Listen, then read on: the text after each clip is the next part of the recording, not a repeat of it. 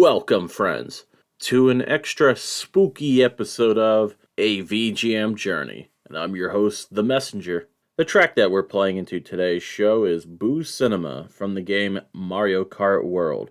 And it was composed by Atsuko Asashi, Maasa Miyoshi, Takuhiro Honda, and Yutaro Takuhiro. It's that time of year again where things get really spooky, and I got some spooky tunes for you. Yeah, I definitely stealing that from XVGM Radio. And I say let's kick things off with a request from Meatbug, and they wanted me to play the track Sea of Cursed Trees from the game Addams Family Values, and that was composed by Keith Tinman.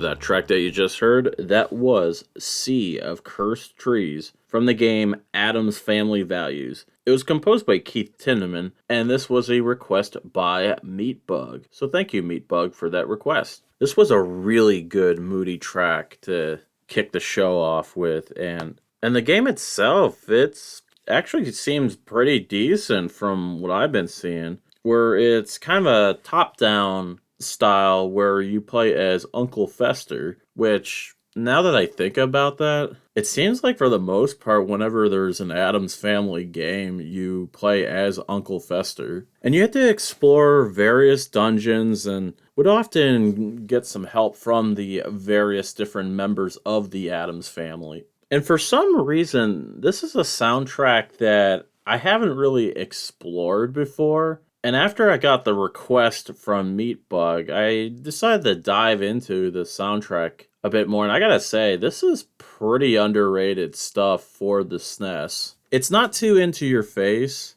but it definitely sets the mood. So I want to say once again, thank you, Meatbug, for that request.